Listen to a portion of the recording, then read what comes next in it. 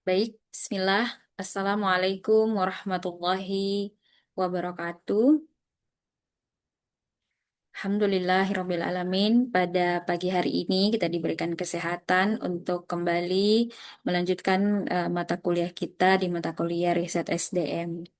Ya, baik. Pertemuan sebelumnya kita sudah mempelajari terkait dengan etika di dalam melakukan sebuah riset. Ya, pentingnya kita untuk mengedepankan objektivitas dalam melakukan penelitian.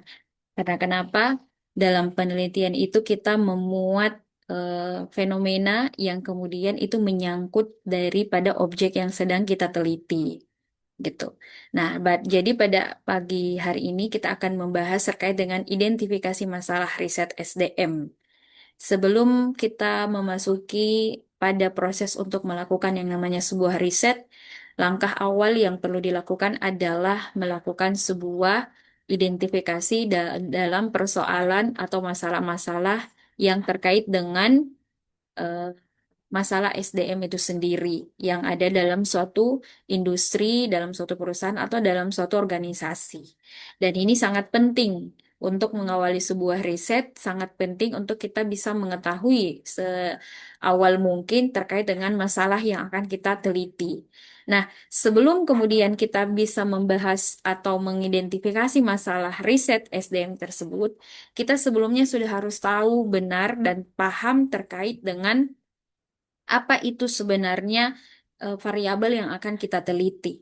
Sebelumnya kita sudah mengetahui, kita sudah mulai ada ada ibaratnya ada pegangan awal terkait dengan fenomena yang kita angkat gitu. Jadi identifikasi masalah itu diawali dari ketahuan kita, pemahaman kita terhadap satu variabel. Kemudian, sebelum kita mendapatkan sebuah masalah penelitian, kita harus benar-benar memperhatikan apa itu etika dalam melakukan penelitian. Itu tidak boleh ditepis, dan itu tidak boleh Anda untuk mengesampingkan terkait dengan etika dalam melakukan penelitian. Karena apa? Karena proses awal dalam melakukan riset itu adalah mengidentifikasi masalah. Ya, kita mengidentifikasi masalah berarti kita harus melakukan yang namanya mendapatkan perizinan dari objek yang sedang kita teliti. Maka penting bagi kita sebagai periset untuk melakukan yang namanya proses administrasi awal dulu. Meskipun pada awal mulanya kita sudah misalnya sudah tahu, kita sudah bisa melihat ada fenomena terkait dengan SDM di suatu perusahaan, tapi kan kita harus betul-betul untuk mendapatkan izin dari pemimpin perusahaan tersebut atau pemilik usaha tersebut. Itu penting sekali. Sebelum akhirnya kita masuk lebih jauh untuk menganalisa atau untuk mengamati masalah-masalah terkait SDM di satu objek penelitian tersebut. Gitu ya. Ya, lanjutkan. Pentingnya riset. Apa sih pentingnya riset itu? Riset SDM dimulai dari ketajaman peneliti dalam melihat kesenjangan antara apa yang seharusnya terjadi, harapan, dan apa yang sedang terjadi atau kenyataan. Jadi, di sini sudah bisa kita lihat bahwa riset dimulai dari ketajaman peneliti dalam melihat kesenjangan antara apa yang seharusnya terjadi dan apa yang sedang terjadi. Artinya, kalau misalnya dibilang masalah adalah perbedaan antara hal yang ideal dengan kenyataan di lapangan. Nah, inilah kenapa riset itu muncul karena adanya kesenjangan. Apa yang diharapkan berbeda dengan yang terjadi di lapangan. Sehingga riset ini muncul.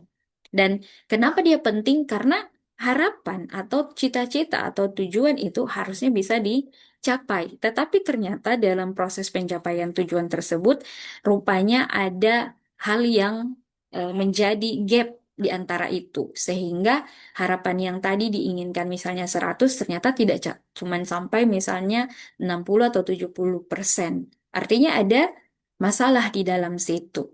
Apakah terkait dengan sistem ataukah mungkin berkaitan langsung dengan tenaga kerja itu sendiri atau SDM-nya. Sehingga penting untuk dilakukan yang namanya riset. Makanya dibilang di sini adalah dimulai dari ketajaman peneliti dalam melihat. Artinya apa? Sebelum kita mengetahui terkait dengan fenomena, kita harus tahu dulu apa yang sedang kita teliti. Jadi variabelnya dulu yang kita tahu. Oh, ini sepertinya misalnya kita tahu, oh ini kenapa tidak tidak terjadi produktivitas yang baik dikarenakan pegawai itu tidak disiplin.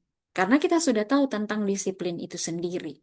Kapan orang disiplin ya, ketika dia misalnya dalam 1 jam bisa memproduksi 10 barang, ternyata karena dia terlambat, jadi 1 jamnya itu hanya misalnya kurang dari itu yang dia dapatkan. Harusnya dia start mulai jam 8 sampai jam 9, dia sudah dapat misalnya 10 barang, ternyata dia terlambat ya, tidak disiplin dengan waktunya itu akhirnya berkuranglah tingkat produktivitas gitu.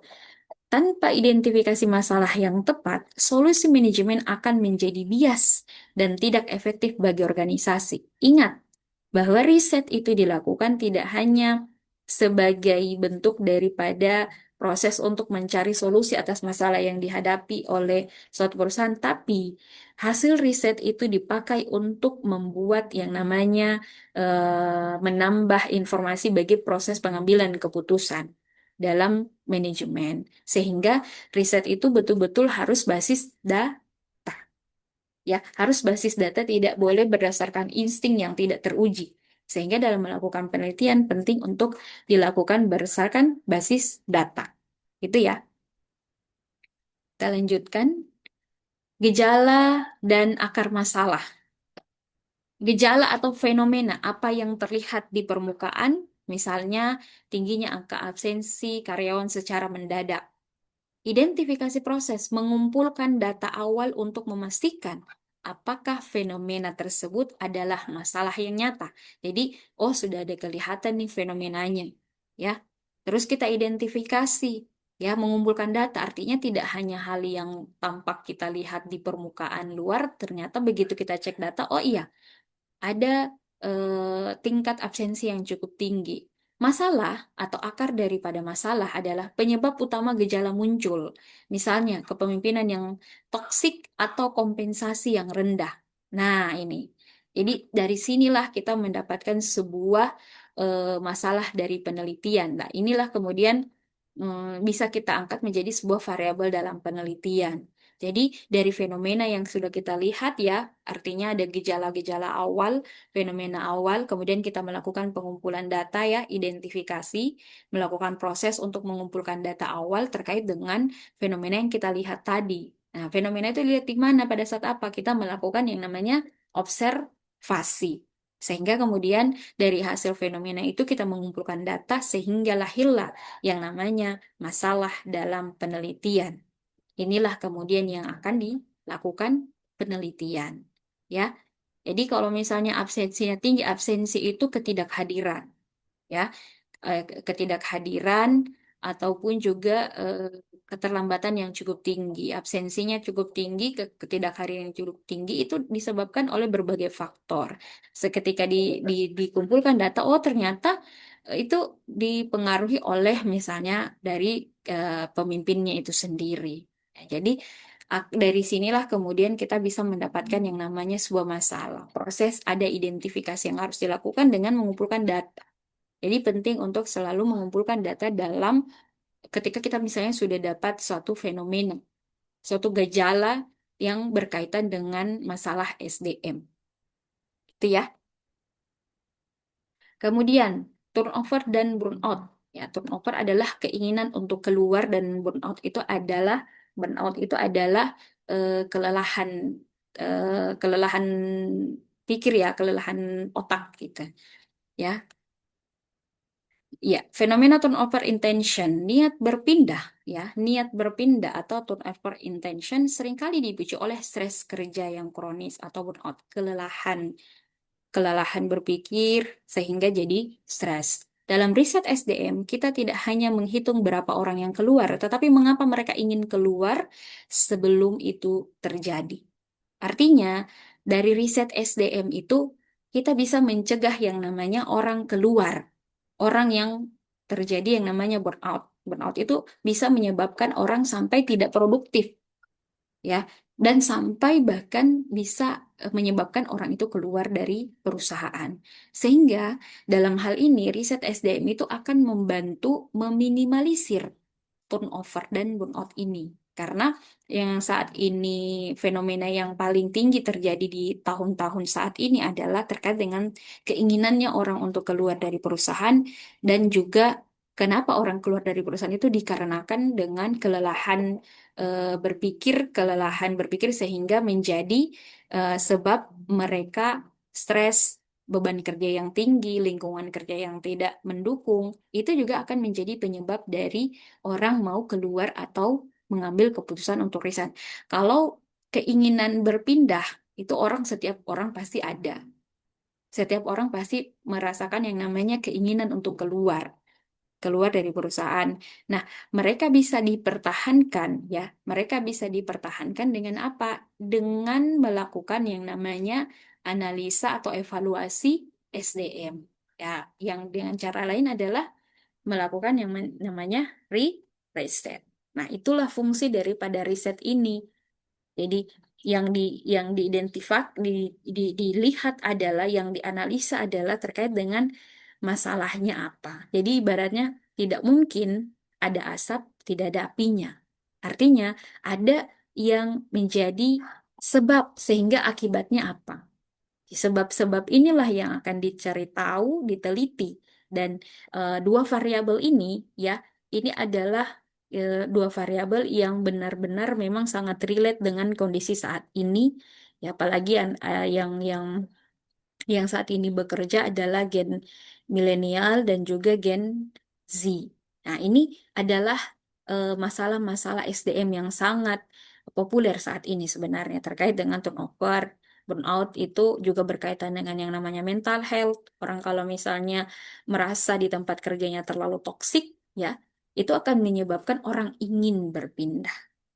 Bagaimana caranya mencegah orang ingin berpindah adalah dengan melakukan yang namanya refleksi di perusahaan, evaluasi kinerja, ya, kemudian pemberian reward dan menghargai setiap usaha yang dilakukan oleh karyawan. Itu sangat penting.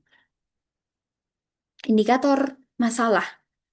Apa yang menjadi indikator dalam kita melihat masalah penelitian? Misalnya absensi tinggi, frekuensi ketidakhadiran yang tidak direncanakan, ya. Turnover intention berpikir untuk berhenti mencari lowongan kerja yang baru. Penurunan kualitas, banyaknya kesalahan atau error dalam hasil kerja rutin, keterlambatan, ketidakpatuhan terhadap jam kerja yang konsisten, keluhan pelanggan, indikasi layanan karyawan yang mulai tidak ramah. Ini adalah beberapa masalah dalam eh, apa namanya riset SDM akan banyak. Jadi absensi tinggi itu kenapa? Kan ada sebabnya. Orang tidak hadir itu bisa jadi ada sebab akibatnya. Apakah mungkin dari faktor dirinya sendiri atau barangkali itu datang dari perusahaan. Turnover, penurunan kualitas ya, itu perlu untuk diteliti kenapa kok banyak banyak sekali keluhannya pelanggan. Itu kan berkaitan dengan kualitas layanan yang diberikan oleh karyawan. Ya, kalau misalnya kualitas layanannya bagus, berarti perusahaan itu men-treat karyawannya dengan sangat baik, menjaga tingkat beban kerja masing-masing yang masih profesional, kemudian menempatkan orang di tempat yang tepat, itu penting, kemudian memberikan reward bagi karyawan, menjaga yang namanya kondisi kesehatan kerja yang baik dan terus kondusif dalam hal ini. Meskipun memang dalam dunia kerja itu tidak semua kondisi selalu kondusif. Tapi inilah yang dicari tahu. Inilah yang akan dianalisa, inilah yang akan diteliti. Jadi ada berbagai macam, ya. Ini adalah hal-hal yang kemudian bisa mengindikasikan adanya masalah-masalah dalam SDM. Dan masih banyak lagi. Inti riset kinerja dan kepuasan, dua variabel paling krusial dalam domain SDM, ya, kinerja dan kepuasan. Kinerja, kinerja dan kepuasan. Kepuasan kerja, bagaimana perasaan karyawan terhadap pekerjaannya, ya, terkait dengan sisi afektifnya dipengaruhi oleh rekan kerja, atasan, dan gaji. Itu kepuasan kerja. Ini juga adalah salah satu variabel dalam penelitian riset SDM. Ya, kinerja karyawan adalah hasil nyata atau output yang dihasilkan, diukur melalui kualitas, kuantitas, dan ketepatan waktu pengerjaan. Dan ini adalah variabel yang dependen, variabel yang dependen. Jadi kinerja itu akan dipengaruhi oleh apa, ya? Kemudian kepuasan kerja itu akan dipengaruhi oleh apa? Orang puas karena kenapa? Atasannya bagus, ya. Kemudian lingkungan kerjanya juga kondusif. Kemudian gaji yang sesuai dengan bidang kerjanya. Kemudian kinerja adalah penilaian, ya, hasil kerja yang didapatkan oleh setiap individu di dalam perusahaan itu. Karena kan untuk menilai yang namanya kinerja itu ada namanya KPI, ya.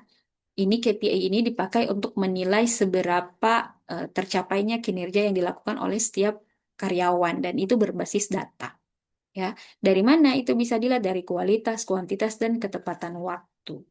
Ya, karyawan yang puas belum tentu berkinerja tinggi, namun karyawan yang berkinerja tinggi biasanya membutuhkan kepuasan. Artinya orang yang puas dalam bekerja bisa jadi ada yang tidak terlalu berkinerja, artinya dia sudah puas dengan posisi pekerjaannya seperti itu dan dia tidak mau lebih keluar lagi dia punya pencapaian. Jadi cukup hanya sebatas itu. Nah, jadi ini juga penting untuk kalian perhatikan karena di perusahaan itu rata-rata yang dilihat adalah kinerja dan juga kepuasan kerja. Nah, ini kalau kita bisa lihat kepuasan itu adalah perasaannya karyawan terhadap pekerjaannya, ya, yang dipengaruhi oleh apa? Dari rekan kerja, atasan, dan gaji. Rekan kerja itu bisa juga masuk di kategori lingkungan kerja.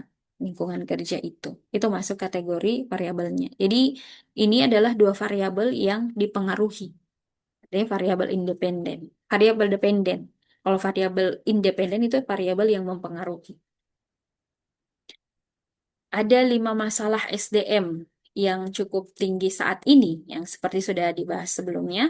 Ada turnover intention, kemudian mental health atau burnout, kemudian engagement rendah, ya, keterikatan dan lack of skill, ya, apa namanya, kesenjangan skill, ya.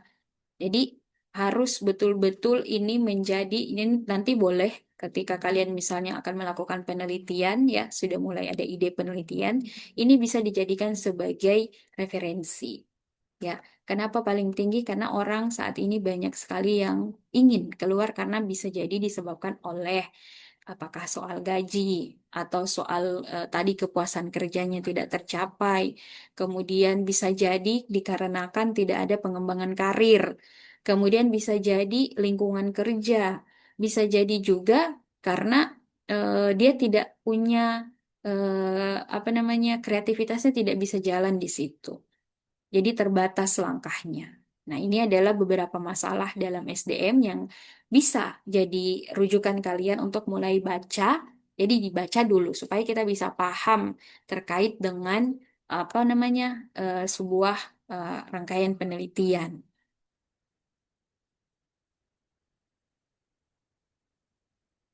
Krisis kesejahteraan. Karyawan global melaporkan tingkat stres harian yang tinggi memicu gelombang quit quitting. Jadi adalah kesejahteraan yang rendah.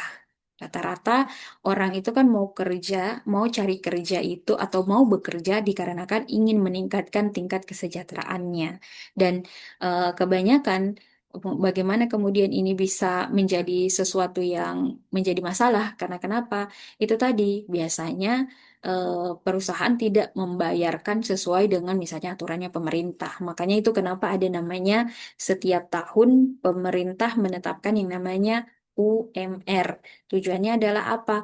Untuk memberikan batas minimum gaji bagi karyawan yang hitungannya adalah lajang. Jadi UMR itu hitungan lajang. Biasanya kalau di perusahaan yang besar itu, kalau dia sudah berkeluarga, ada lagi tambahan untuk tunjangan keluarga.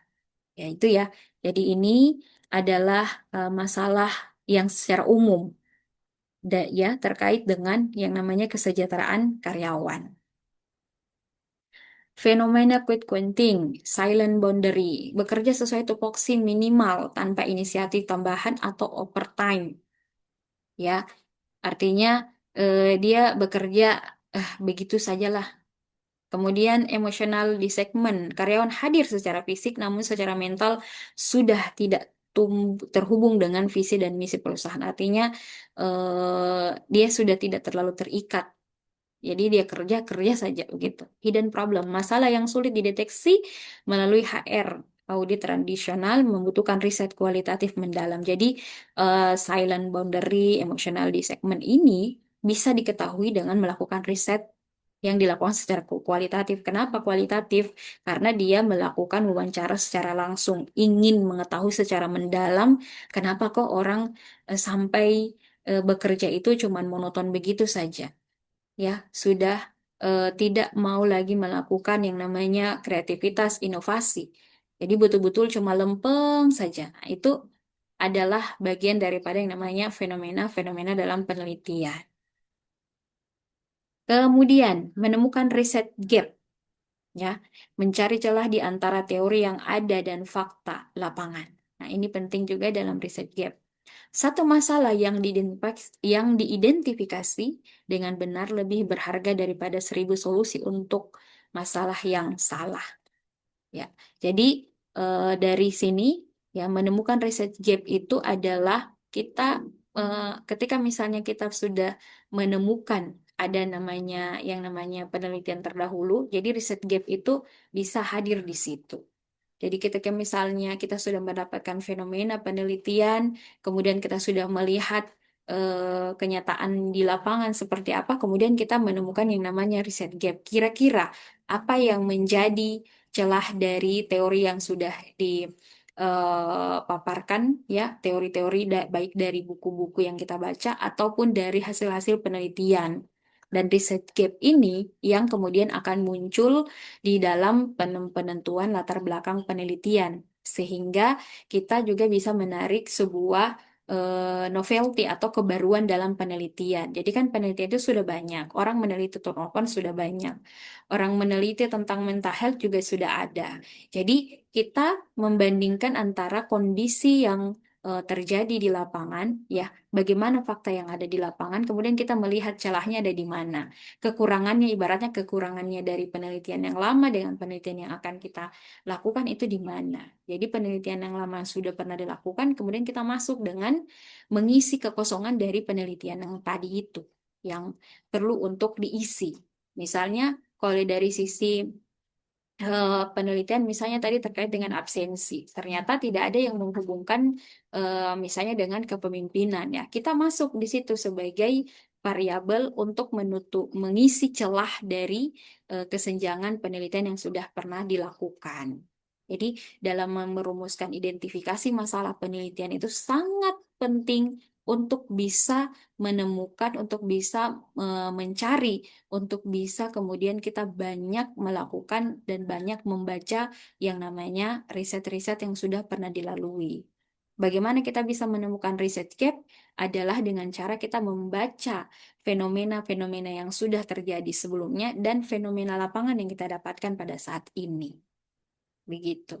Jadi, ingat bahwa identifikasi masalah penelitian itu merupakan hal paling pertama ya yang perlu untuk dilakukan dengan teliti oleh seorang periset. Tujuannya adalah apa?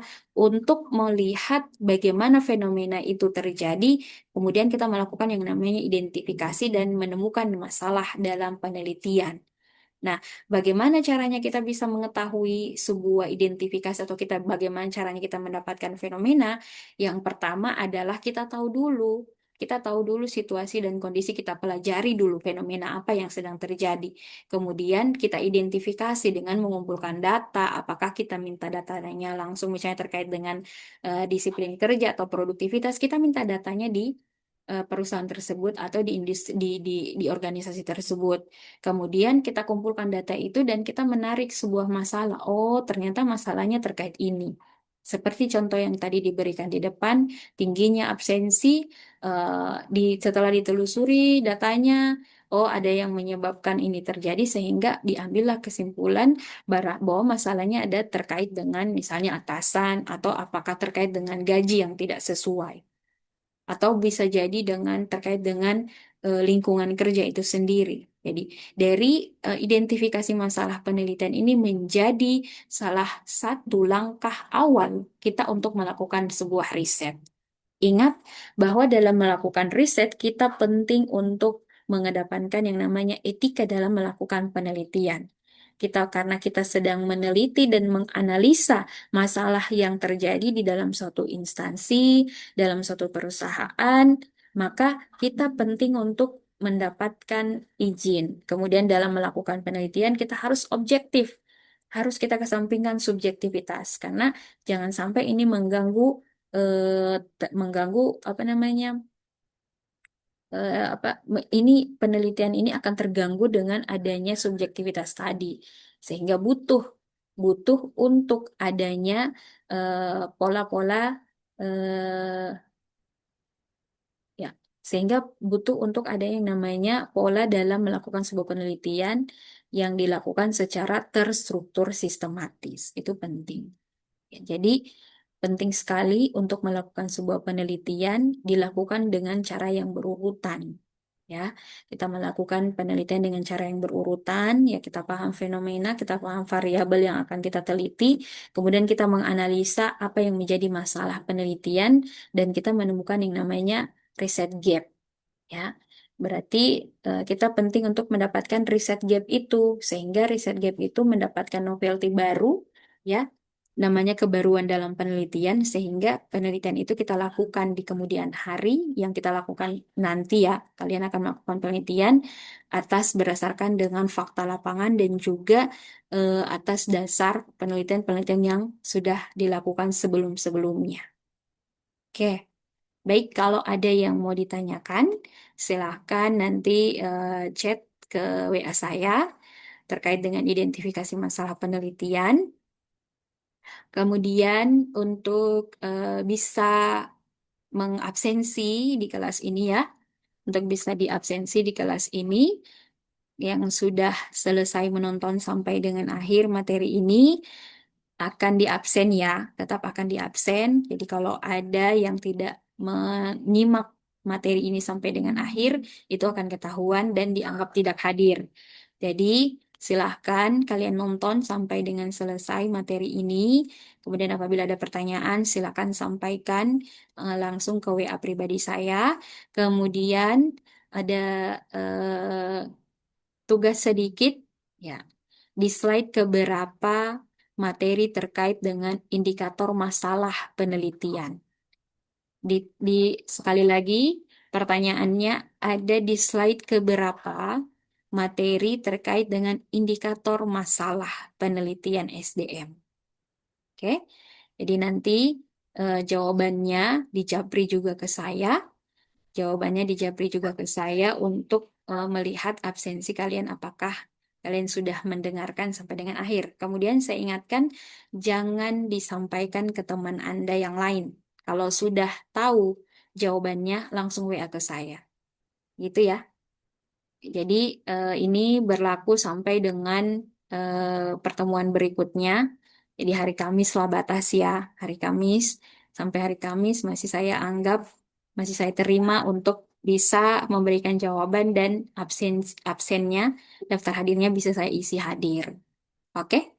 Baik, saya cukupkan pertemuan kita dengan ucapan Alhamdulillahirabbil alamin. Apabila ada yang kurang dalam penjelasan saya, ada yang keliru dalam penjelasan saya, mari kita diskusikan di kelas berikutnya. Saya tutup kelas kita dengan ucapan Assalamualaikum warahmatullahi wabarakatuh.